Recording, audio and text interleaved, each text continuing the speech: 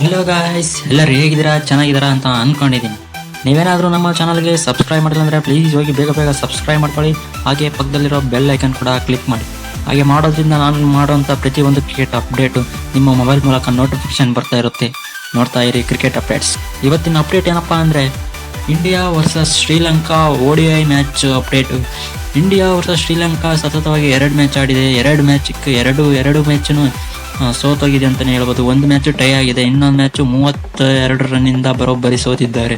ಇಂಡಿಯಾಗೆ ಭಾರಿ ಮುಖಭಂಗ ಆಗಿದೆ ಅಂತಲೇ ಹೇಳ್ಬೋದು. ನೂತನವಾಗಿ ಹೆಡ್ ಕೋಚ್ ಆಗಿರುವಂಥ ಗೌತಮ್ ಗಂಭೀರ್ಗೆ ಭಾರಿ ಮುಖಭಂಗ ಆಗಿದೆ. ಮೊದಲನೇ ODI ಮ್ಯಾಚನೇ ಈ ಥರ 2 ಮ್ಯಾಚನ್ನು ಒಂದು ಟೈ ಆಗಿದೆ, ಮತ್ತೊಂದು ಮ್ಯಾಚ್ ಸೋತಿದೆ ಅಂದರೆ ಭಾರಿ ಮುಖಭಂಗ ಆಗಿದೆ. ಗೌತಮ್ ಗಂಭೀರ್ ಅವರು ಪ್ಲೇಯರ್ಸ್ಗೆ ಭಾರಿ ಕ್ಲಾಸ್ ತಗೊಂಡಂತೂ ಖಂಡಿತ. ಈ ಬಗ್ಗೆ ಪ್ರೆಸ್ ಕಾನ್ಫರೆನ್ಸ್ ಅಲ್ಲಿ ರೋಹಿತ್ ಶರ್ಮಾ ಭಾರಿ ಕಿಡಿಕಾರಿದ್ದಾರೆ ಅಂತಾನೆ ಹೇಳ್ಬೋದು. ಪ್ರೆಸ್ ಕಾನ್ಫರೆನ್ಸ್ ಅಲ್ಲಿ ಸೋತ ಬಳಿಕ ರೋಹಿತ್ ಶರ್ಮಾ ಕಿಡಿ ನುಡಿಯನ್ನು ಹೇಳಿದ್ದಾರೆ. ಏನಂತಂದ್ರೆ, ಶ್ರೀಲಂಕಾದ ವಿರುದ್ಧ ಏಕದಿನ ಸರಣಿಯ 2ನೇ ಪಂದ್ಯದಲ್ಲಿ ಭಾರತ ತಂಡವು ನಿರಾಸ ಸೋಲು ಕಂಡಿತ್ತು. ಲೆಗ್ ಸ್ಪಿನ್ನರ್ ಜಸ್ಪ್ರೀತ್ ಬುಮ್ರಾಹ್ ಶ್ರೀಲಂಕಾದ ಪ್ಲೇಯರ್ ಅತ್ಯುತ್ತಮವಾಗಿ ಪ್ರದರ್ಶನ ನೀಡಿದ್ದಾರೆ. ಅವರ ಚಾಲನೆಯಕ್ಕೆ ಟೀಮ್ ಇಂಡಿಯಾ ನಡಗಿದೆ ಅಂತಾನೆ ಹೇಳ್ಬೋದು. ಬ್ಯಾಟರ್ಗಳು ಕೇವಲ 208 ರನ್ಗಳಿಗೆ ಆಲ್ ಔಟ್ ಆಗಿದ್ದಾರೆ. ಟೀಮ್ ಇಂಡಿಯಾ ಅವರು ಬರೋಬ್ಬರಿ ಬುಮ್ರಾಹ್ ಅವರು 6 ವಿಕೆಟ್ ಅನ್ನು ತೆಗೆದಿದ್ದಾರೆ. ಮೊದಲನೇ ಪಂದ್ಯ ಟೈ ಆಗಿದ್ದೆ, 2ನೇ ಪಂದ್ಯ ಲಂಕಾ ಜಯ ಸಾಧಿಸಿದೆ ಅಂತಾನೆ ಹೇಳ್ಬೋದು. ಮೊದಲನೇದಾಗಿ ಬ್ಯಾಟಿಂಗ್ ಮಾಡಿದ ಶ್ರೀಲಂಕಾ ಬರೋಬ್ಬರಿ 240 ರನ್ ಗಳಿಸುತ್ತೆ.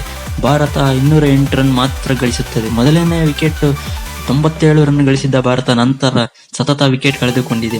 ಅದರಲ್ಲೂ 10 ಓವರ್ಗಳಲ್ಲಿ ಅಂತರದಲ್ಲಿ ಭಾರತ 6 ವಿಕೆಟ್ ಕಳೆದುಕೊಂಡಿದೆ.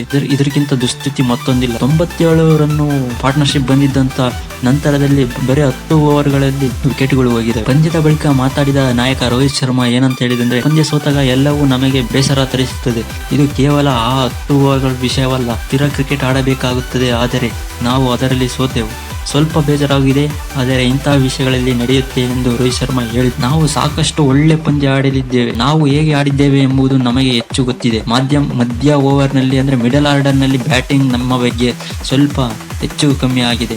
ಮಿಡಲ್ ಓವರ್ನಲ್ಲಿ ಯಾರು ಸರಿಯಾಗಿ ಆಡಲಿಲ್ಲ ಅಂತ ರೋಹಿತ್ ಶರ್ಮಾ ಹೇಳಿದರು. ಇಲ್ಲಿನ ಪಿಚ್ ಪರಿಸ್ಥಿತಿ ಬ್ಯಾಟಿಂಗ್ಗೆ ಶೀಘ್ರ ಹೊಂದಿಕೊಳ್ಳುವುದು ಸ್ವಲ್ಪ ಕಷ್ಟ ಆಗಿದೆ ಅಂತ ರೋಹಿತ್ ಶರ್ಮಾ ಹೇಳಿದ್ದಾರೆ.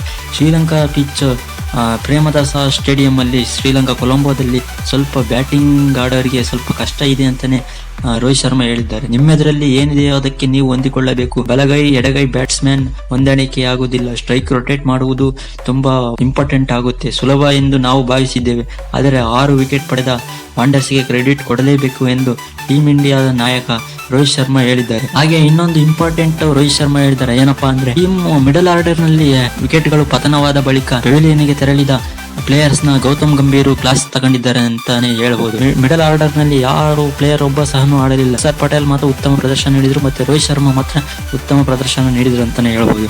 ಹಾಗಾಗಿ ಪೆವಿಲಿಯನ್ಗೆ ತೆರಳಿದ ನಂತರ ಗೌತಮ್ ಗಂಭೀರ್ ಅವರು ಎಲ್ಲ ಪ್ಲೇಯರ್ಸ್ಗೆ ಕ್ಲಾಸ್ ತಗೊಂಡಿದ್ದಾರೆ. ಹಾಗೂ 3ನೇ ODI ನಲ್ಲಿ ಉತ್ತಮ ಪ್ರದರ್ಶನ ನೀಡುತ್ತೇವೆ ಅಂತ ರೋಹಿತ್ ಶರ್ಮಾ ಅವರು ಹೇಳಿದ್ದಾರೆ.